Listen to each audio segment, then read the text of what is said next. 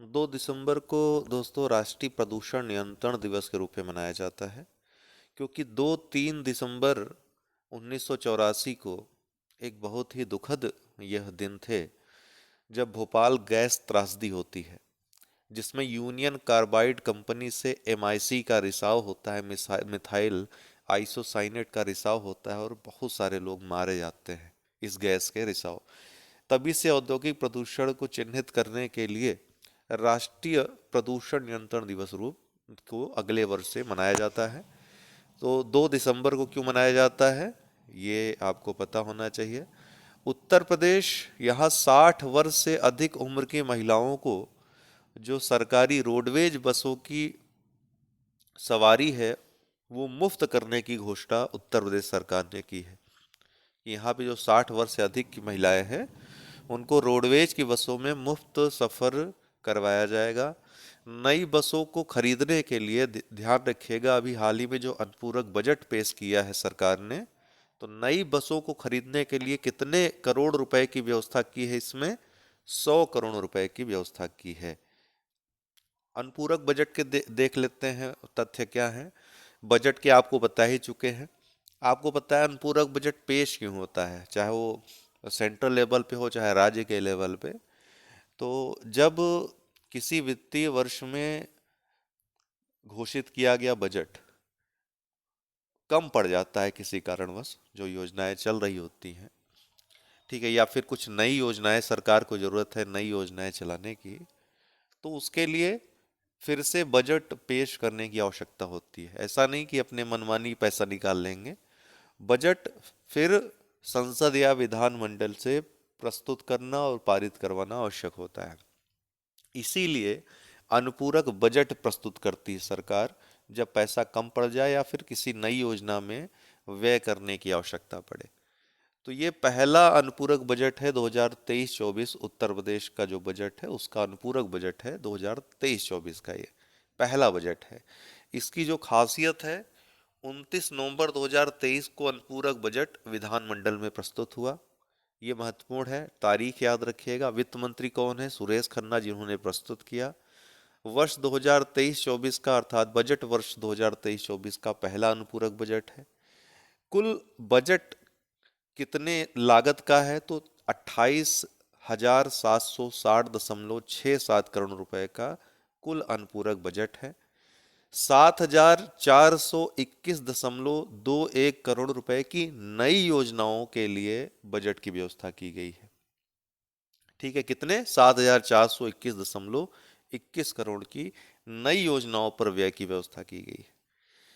इसमें विश्वकर्मा श्रम सम्मान योजना के लिए 2,000 करोड़, ध्यान रखिएगा।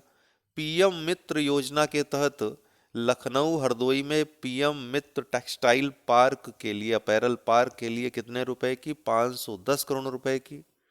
उत्तर प्रदेश डेटा सेंटर नीति के क्रियान्वयन के लिए 100 करोड़ रुपए की। किसानों को मुफ्त बिजली प्रदान करने के लिए 900 करोड़ रुपए की। गन्ना किसानों का बकाया चुकाने के लिए 400 करोड़ रुपए की। विभागों में बिजली विभाग को सर्वाधिक आवंटन हुआ है, कितना? 6,000 करोड़ से अधिक। अगर पूछे किस विभाग को सबसे ज्यादा अनुपूरक बजट में बजट की व्यवस्था है, बिजली विभाग को। गंगा एक्सप्रेस वे के क्रियान्वयन के लिए, निर्माण के लिए 518 करोड़ रुपए की व्यवस्था, जो मेरठ और प्रयागराज को जोड़ेगी। राज्य राजधानी क्षेत्र के विकास के लिए प्राधिकरण के गठन के लिए भी आवंटन किया गया है। गोरखपुर और वाराणसी में एकीकृत मंडल कार्यालय की स्थापना, ये पूछ सकता है कहां पर? गोरखपुर और वाराणसी में एकीकृत मंडल कार्यालय की स्थापना के लिए 100 करोड़ रुपए की प्रारंभिक पूंजी का निर्माण।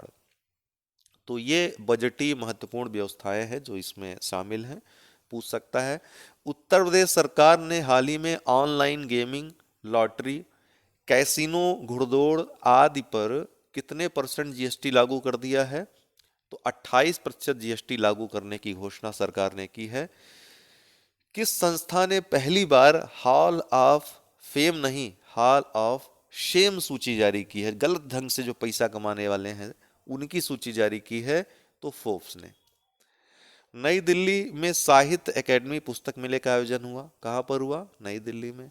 विश्व डिजिटल प्रतिस्पर्धात्मकता सूचकांक 2023 जो कि आईएमडी के द्वारा जारी होता है, 64 देशों के लिए जारी हुआ, जिसमें अमेरिका प्रथम पायदान पे है, दूसरे स्थान पे नीदरलैंड और तीसरे स्थान पे सिंगापुर है। जबकि 49वें स्थान पे भारत है इस रैंकिंग में। आर्शिया सत्तार चर्चा में है, बेंगलुरु की हैं, भारतीय लेखिका हैं। महाभारत रामायण जैसे पौराणिक कथाओं का इन्होंने काफी अच्छा अच्छा संस्करण निकाला है, इस पर काम किया है, इसके लिए जानी जाती हैं आर्शिया सत्तार। फ्रांसीसी साहित्य सम्मान night of the order of arts and letters से ये सम्मानित हुई हैं। ठीक है, आर्शिया सत्तार। बीएसएफ सीमा सुरक्षा बल, बॉर्डर सिक्योरिटी फोर्स, 1 दिसंबर 1965 को इसकी स्थापना हुई थी। इस वर्ष 1 दिसंबर को इसका 59वां स्थापना दिवस समारोह हजारीबाग झारखंड में आयोजित हुआ, जिसमें गृह मंत्री अमित शाह ने भाग लिया। केंद्र सरकार द्वारा जोशीमठ उत्तराखंड के पुनर्निर्माण योजना के लिए कितनी राशि की मंजूरी हाल ही में दी गई है? तो 1658 करोड़ रुपए की। आपको पता है जोशीमठ में धसाव के कारण ये चर्चा में आया था पिछले वर्ष। धसाव क्यों था? क्योंकि ये मलबे पर स्थित है। पूरा जो ये जोशीमठ शहर है ये एक मलबे पर स्थित है। वो मलबा इतना कठोर नहीं है कि इतना दबाव झेल सके जितना दबाव वहां पर हो गया है। तो उसकी के पुनर्निर्माण के लिए, पुनरुद्धार के लिए 1658 करोड़ रुपए अभी हाल ही में इस योजना के लिए केंद्र सरकार ने मंजूरी दी है। केरल में राजधानी तिरुवनंतपुरम में 5वें वैश्विक आयुर्वेद महोत्सव का आयोजन हो रहा है। कहां पर? केरल में। पूछेगा 5वें वैश्विक आयुर्वेद महोत्सव का आयोजन कहां पर हो रहा है? तिरुवनंतपुरम, केरल में। हार्नबिल महोत्सव, जिसे पहचान मिलती है नागालैंड स्थापना दिवस के रूप में, इसी दिन मनाया जाता है ये। तो हार्नबिल महोत्सव 24वां का आयोजन नागालैंड की राजधानी कोहिमा में हुआ। नागालैंड की स्थापना एक राज्य के रूप में 1 दिसंबर 1963 को हुई थी। तो 1 दिसंबर को स्थापना दिवस भी मनाया जाता है नागालैंड का। शमसी तालाब जहाज महल कहां पर स्थित है? दिल्ली मेहरौली में।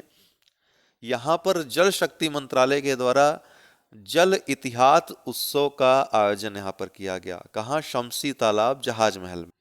अब ये शमसी तालाब और जहाज महल, इसके बारे में प्रश्न आ सकता है जो कि चर्चा में है। तो शमसी तालाब का निर्माण किसने करवाया था? अगर प्रश्न पूछा जाएगा तो इसका निर्माण शमसुद्दीन इल्तुतमिश या इल्तुतमिश ने करवाया था। सल्तनत काल में इसका निर्माण हुआ था। क्या नाम था इल्तुतमिश का पूरा? शमसुद्दीन इल्तुतमिश। इसीलिए इसको हौज ए शमसी भी कहा जाता है। पूछेगा हौज ए शमसी का निर्माण किसने करवाया? तो इल्तुतमिश ने करवाया। अब ये जहाज महल का निर्माण कब हुआ? तो लोदी वंश के शासकों ने इसका निर्माण करवाया था। अर्थात जब बाबर का आक्रमण भारत पर हुआ था उसी दौरान जहाज महल का निर्माण करवाया गया था। जहाज महल इसे इसलिए कहते हैं क्योंकि जहाज महल जो ये संरचना बनी हुई है वो इस तरह की है कि आसपास के जो तालाब है ना, वहां पर इसका जो प्रतिबिंब देखने को मिलता है वो जहाज के आकार का दिखाई पड़ता है। इसीलिए इस महल का नाम जहाज महल रख दिया गया है। तो ये जानकारी याद रखिएगा। और जल इतिहास उत्सव का आयोजन जल शक्ति मंत्रालय ने यहाँ पर किया है। एम्स देवघर झारखंड में प्रधानमंत्री मोदी के द्वारा 10,000वें जन औषधि केंद्र का उद्घाटन किया गया। पूछेगा प्रधानमंत्री द्वारा हाल ही में 10,000वें जन औषधि केंद्र का उद्घाटन कहाँ किया गया? देवघर एम्स में, झारखंड में। वी आर ललितंबिका इसरो के वैज्ञानिक है। फ्रांस का सर्वोच्च नागरिक सम्मान लीजन डी ऑनर पाने वाली इसरो की दूसरी वैज्ञानिक है ये। पहले वैज्ञानिक कौन थे इसरो के जिनको यह सम्मान मिला था? तो एस किरण कुमार, जो कि इसरो के पूर्व अध्यक्ष रह चुके हैं। आज के लिए इतना ही। बहुत बहुत धन्यवाद।